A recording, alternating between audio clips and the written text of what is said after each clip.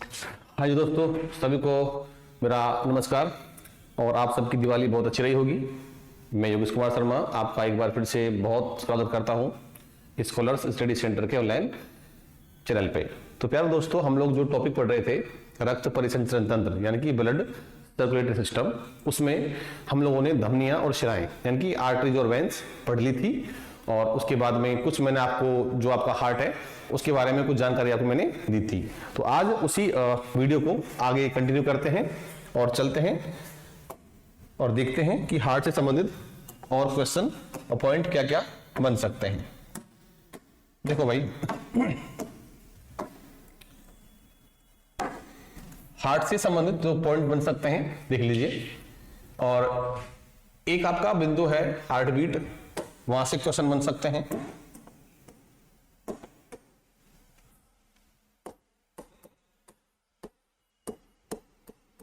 Heart beat हम इसे हिंदी में हृदय स्पंदन भी कहते हैं।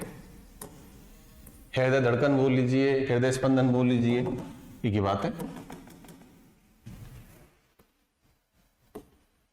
हृदय स्पंदन।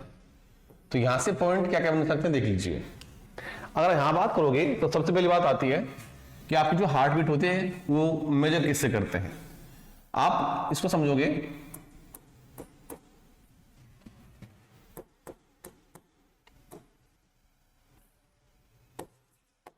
हृदय स्पंदन या हृदय धड़कन को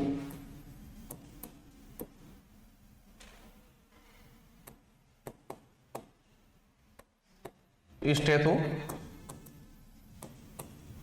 स्कोप से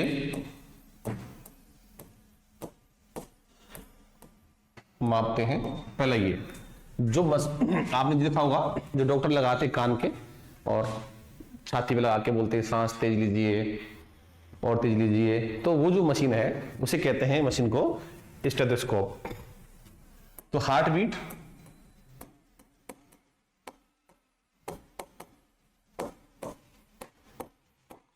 measured by स्टेथोस्कोप, पहला क्वेश्चन। दूसरा सुन लीजिए। अपन जो श्वसन लेते हैं एक स्वस्थ व्यक्ति की जो श्वसन दर होती है, स्वस्थ व्यक्ति की हार्ट बीट, अब शॉर्टकट में मैं HB लिखूंगा। हार्ट बीट हृदय धड़कन जो होती है वो लगभग अबाउट राउंड फिगर में 72 होती है प्रति मिनट, ये लीजिए। उसके बाद में कुछ पॉइंट सुन लीजिए। अगर आप सो रहे हो तो सोते समय हार्ट बीट कम हो जाती है, ये कोई बीमारी नहीं है, सामान्य सी बात है। और दौड़ते समय हार्ट बीट बढ़ जाती है, ये भी सामान्य सी बात है, बीमारी वाली बात कोई नहीं है। तो दो चीज ध्यान रखोगे कि सोते समय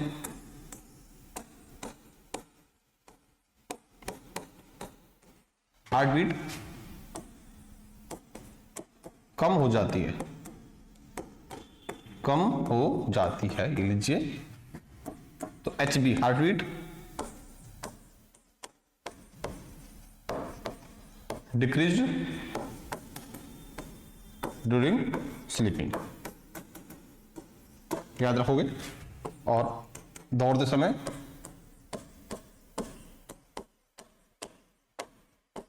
हार्ट बीट बढ़ जाती है,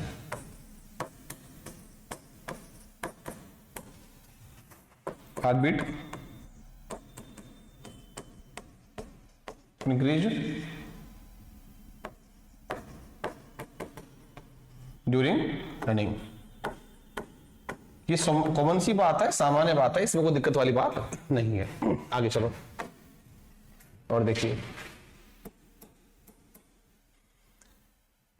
एक नवजात शिशु न्यूबॉर्न बेबी, जो बच्चा अभी अभी पैदा हुआ है, नवजात शिशु की हार्ट बीट कितनी होती है। तो heart beat of newborn baby, बेटा आपको ध्यान रखना है लमसम 120 से अब इसको 140 याद रखो, या फिर हाँ ठीक है 140 पर मिनट इतनी होती है, यानी कि डबल होगी लगभग, जस्ट डबल हो गई। ठीक है, और कई बुक्स में आपको ये 140 से 160 भी देखने को मिल जाएगा। ठीक है, आगे उसके बाद में एक खरगोश, इसका भी ध्यान रखो। खरगोश की हार्ट बीट कितनी होती है? लगभग 200 प्रति मिनट इतनी होती है। ठीक है जी, उसके बाद में आपको और पॉइंट ध्यान रखने हैं, और पॉइंट क्या है देख लीजिए। पॉइंट ये है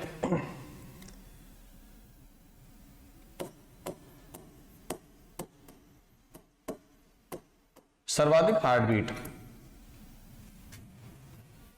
जो होती है वो छछूंदर की होती है।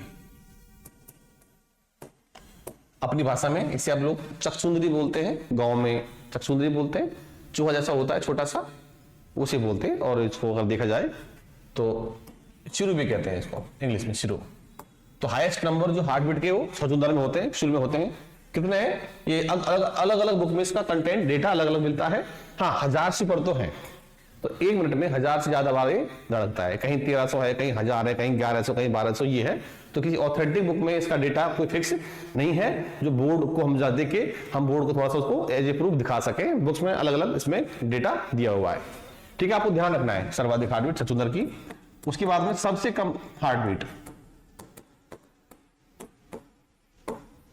सबसे कम हार्ट बीट जो होती है वो होती है ब्लू व्हेल मछली की। ब्लू व्हेल इसकी होती है। ठीक है बेटा, ब्लू व्हेल इसकी होती है। अब ऐसी चीज समझो, छछूंदर जो होता है, एक वर्ड लिख रहा हूं मैं, आपने पहले भी सुन रखा है, दोबारा सुन लीजिए। स्तनधारी, हम इसको मैमल कहते हैं। मैमल वो होते हैं प्राणी जो बच्चे पैदा करके बच्चे को दूध पिलाते हैं, जो बच्चे पैदा करके बच्चे को दूध पिलाते हैं। ये वर्ड देखो, ठीक है। जैसे गाय, भैंस, कुत्ता, बिल्ली, बंदर, ये सारे मैमल्स हैं, स्तनधारी हैं, जो बच्चे को दूध पिलाते हैं। ठीक है, तो यहाँ पे आपको ध्यान रखना है कि ब्लू व्हेल जो मछली होती है वास्तव में मछली नहीं होती है।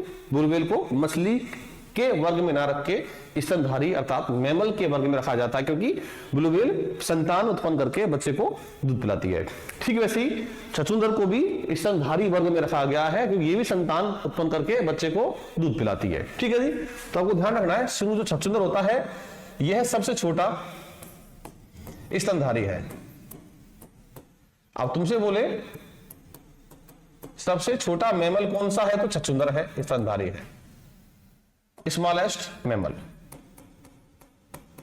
अब यहां से क्वेश्चन बन चुका है कि सबसे कम हार्ट बीट जो होती है वो छछूंदर की होती है। छछूंदर है जो सबसे छोटा स्तनधारी है, और ब्लू व्हेल जो है वो सबसे बड़ा स्तनधारी है। ये भी आपको ध्यान रखना है कि बिगेस्ट या लार्जेस्ट, ये बिगेस्ट मैमल है, सबसे बड़ा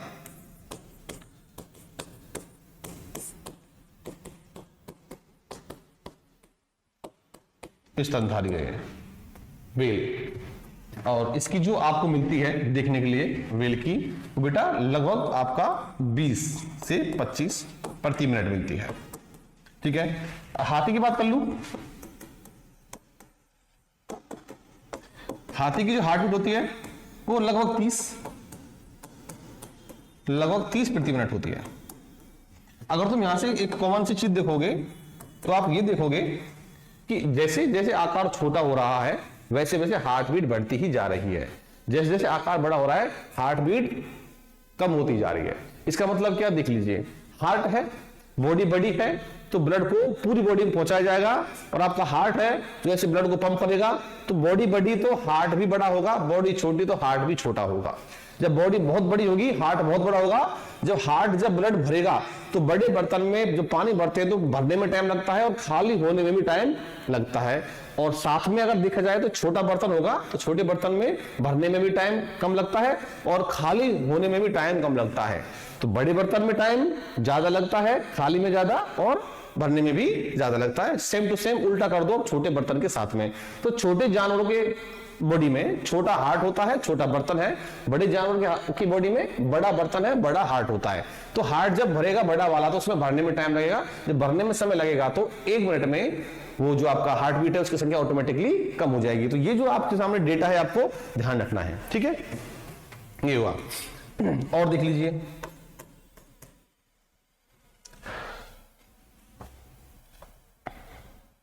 अगर आपकी बॉडी में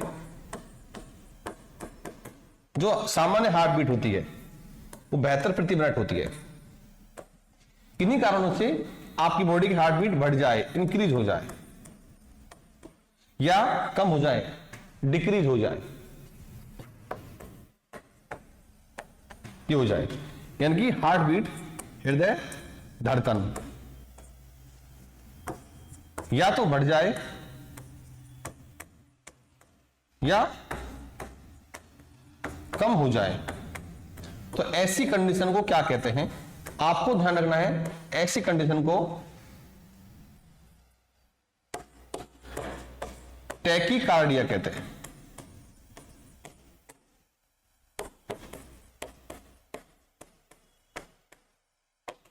और हार्ट बीट कम हो जाए, ऐसी कंडीशन को कहते हैं ब्रेडिकार्डिया। ये आपको सीधा ध्यान रखना है, पेपर में क्वेश्चन सीधा पूछेगा कि ब्रेडिकार्डिया क्या है, तो तुम बोलोगे हार्ट बीट का डिक्रीज हो जाना ब्रेडिकार्डिया होता है, हार्ट बीट का बढ़ जाना ट्रैकीकार्डिया होता है। ये आपको पॉइंट्स ध्यान रखने हैं, ठीक है भाई। चलिए देख लीजिए, इस टाइप से है। अगले बिंदु पे चलते हैं। तो अगर मैं बात करता हूं यहां पे कि एक हार्ट बीट यानी कि हृदय स्पंदन,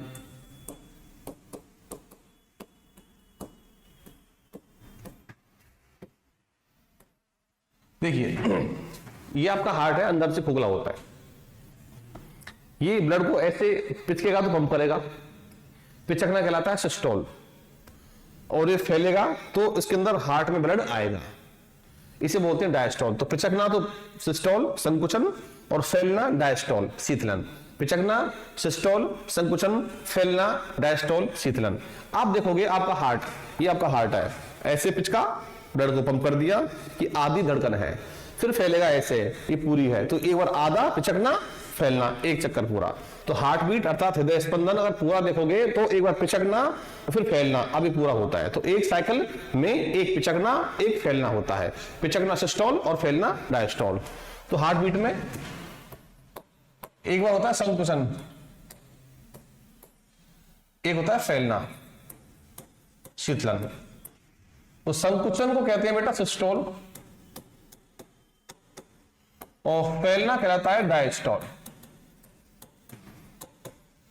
अब आपका हार्ट अगर एक बार पिचक रहा है, ब्लड को पंप कर रहा है, तो पंप कर रहा है, पिचक रहा है, तो पिचकने में जो समय लगता है वो लगता है 0.3 सेकंड लगता है।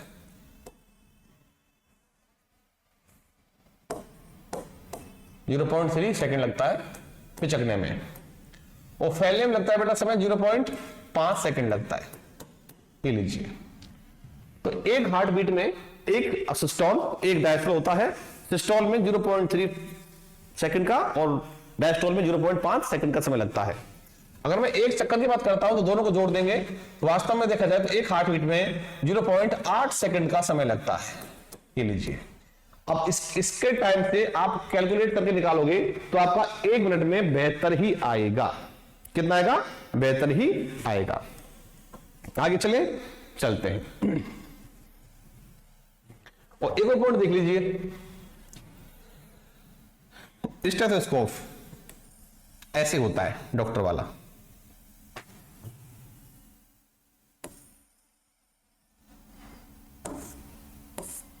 इस टाइप से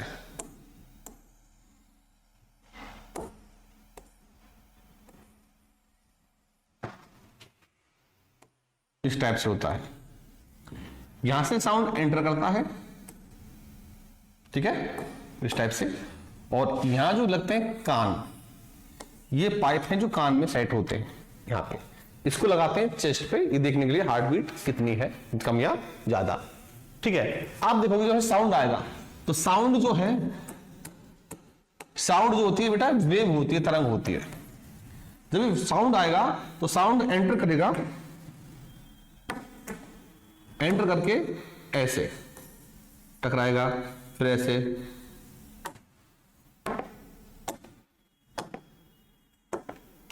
ऐसे ऐसे ऐसे ऐसे टकरा के इस टाइप से, ऐसे ऐसे ऐसे ऐसे कान तक पहुंचता है इधर भी, और सेम टू सेम यहां भी ऐसा ही होता है। तो बेटा ये अगर किसी सरफेस से कोई तरंग टकराती है, टकरा के ऐसे मुड़ जाती है वापस उसी माध्यम में, उस मीडियम में, इसे कहते हैं बेटा परावर्तन। क्या कहते हैं? परावर्तन। अगर तरंग आई टकरा के ऐसे आर पार निकल जाए, टकरा के नहीं निकलती, सीधे आर पार निकल जाती है, उसे बोलते हैं अपवर्तन। इसे बोलेंगे रिफ्लेक्शन, परावर्तन। टकरा के वापस मुड़ जाना उसी माध्यम में, रिफ्लेक्शन। अगर सरफेस से टच हुई और अंदर सीधी निकल गई, आर पार निकल गई, जैसे कि शीशे में से निकल जाना, किसी गिलास में से निकल जाना। मिरर, दर्पण नहीं बोल रहा हूं, जिसमें चेहरा देखते हैं वो शीशा नहीं, कोई गाड़ी का शीशा होता है, जैसे कि कोई अपना कह सकते हैं गेट वाला शीशा होता है, उसमें से निकलेगी, आर पार करंट निकल जाएगी, उसे बोलते हैं अपवर्तन, रिफ्रैक्शन बोलते हैं। और शीशा जो कांच देखते हैं वो आपका कौन सा होता है? वो परावर्तन होता है, उसमें से किरण आर पार नहीं निकलती क्योंकि उसके पीछे पॉलिश होती है, उसे बोलते हैं परावर्तन। तो परावर्तन में क्या होता है? किरण उसी माध्यम में लौटाती है, यहां से ऐसे टकराई और वापस उसी माध्यम में, फिर टकरा के वापस उसी माध्यम में, इसे बोलते हैं परावर्तन। तो तुमसे पूछेगा कि आपका जो स्टेथोस्कोप होता है वो किस सिद्धांत पे काम करता है, तो आप यहां लिखोगे बेटा स्टेथोस्कोप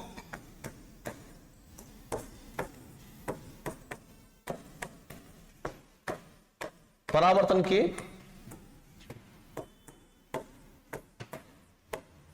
सिद्धांत पर काम करता है, याद रखोगे। तो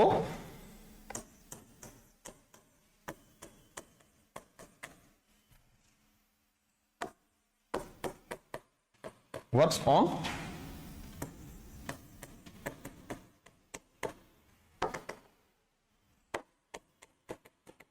रिफ्लेक्शन प्रिंसिपल की लीजिए, ठीक है जी।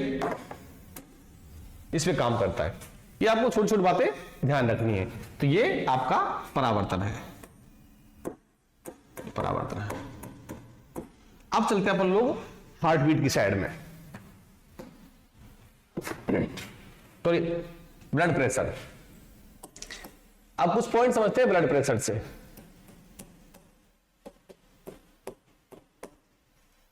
इसे कहते हैं रक्तदाब, ब्लड प्रेशर।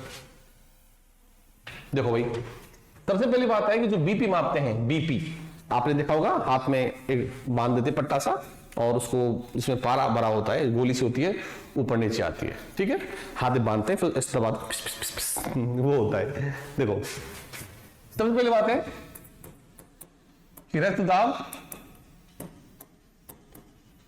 ब्लड प्रेशर को रक्तदाब मापी भी कहते हैं इसको हिंदी में, अर्थात sphygmomanometer,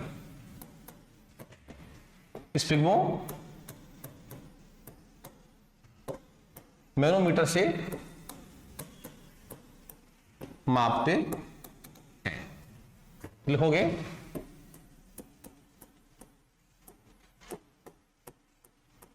blood pressure measured by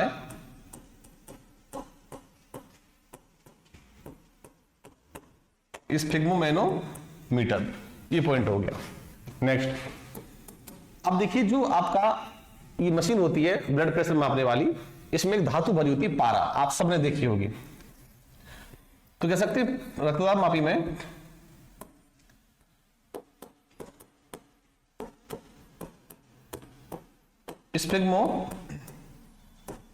sphygmomanometer में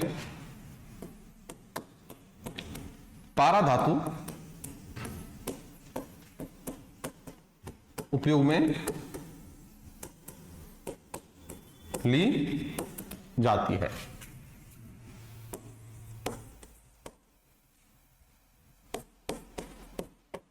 मर्करी मेटल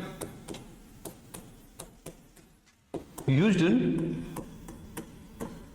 स्फिग्मोमैनोमीटर, आपको याद रखना है। ओके, आगे चलो। जो बीपी है, ब्लड प्रेशर, इसकी जब बात करते हैं, बीपी इन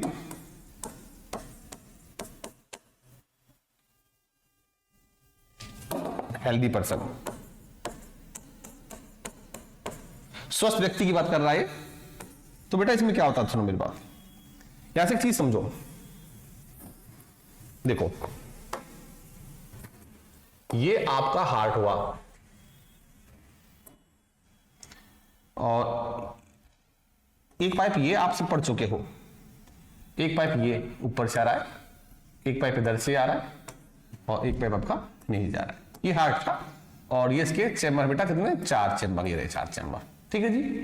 ये आपको पता है कि धमनियां थी, महाधमनी, आर्टरी ऊपर से आ रहा है, ये आपका फुफ्फुस, शिरा यानी कि पल्मोनरी वेन, ये आपका फुफ्फुस, धमनी, पल्मोनरी आर्टरी, ये आपका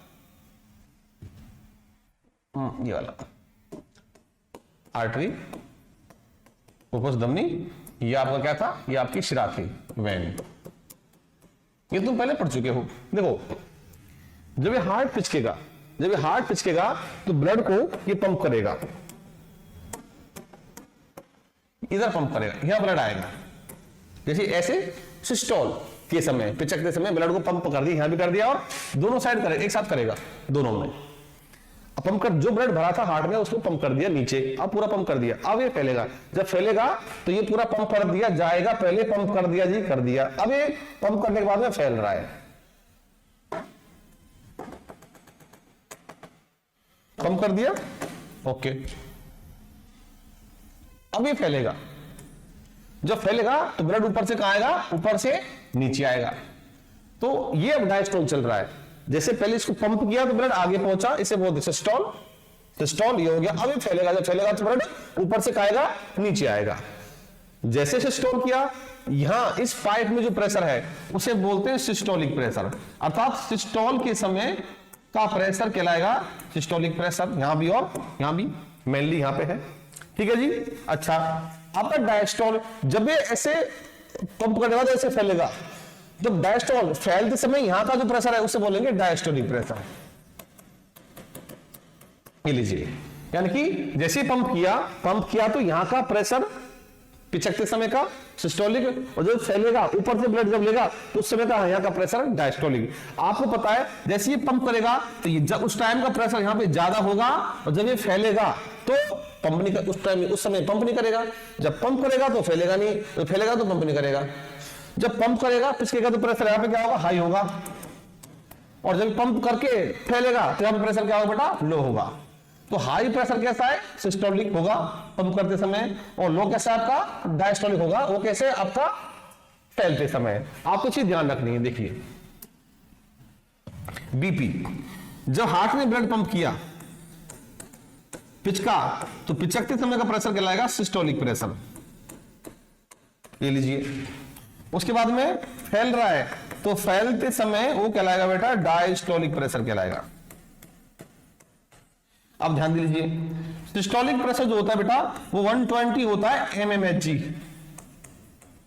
और यह होता है 90 mmHg, ये लीजिए।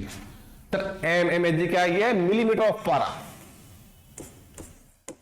मिलीमीटर ऑफ पारा यानी कि मरकरी, मिलीमीटर ऑफ मरकरी, ये लीजिए। तो आपसे कोई पूछे बीपी कितना होता है, आपने अब तक पढ़ा होगा कि बीपी 120/90 होता है, ठीक है, आपने पढ़ा है, लेकिन अब आपको पता होना चाहिए कि 120 जो होता है वो वास्तव में सिस्टोलिक प्रेशर होता है, और 90 है वो आपका डायस्टोलिक है। देखिए, अगर मान लो ऐसे पंप किया, ये ज्यादा होगा, 120 से ऊपर हो गया, ये जब ये ज्यादा है तो वास्तव में फिर उसके बाद में ज्यादा ये भी होगा, अगर बढ़ेंगे तो दोनों बढ़ेंगे और कम होंगे तो दोनों कम होंगे। अगर मान लो ये हो जाए 140, ये हो जाए आपका 100 या 110, तो कहेंगे हाई बीपी। अगर ये हो जाए आपका 110 हो जाए, 100 हो जाए, ये वाला ये आपको हो जाए 80-70 हो जाए, इसे कहेंगे लो बीपी कहेंगे। ठीक है, तो आपको ध्यान रखना है बीपी में सिस्टोलिक और डायस्टोलिक प्रेशर क्या होते हैं। हार्ट के पंप करते समय का प्रेशर आपका सिस्टोलिक, हार्ट के फैलते समय का प्रेशर आपका डायस्टोलिक कहलाता है। ये आपको ध्यान रखना है। आगे चलते हैं।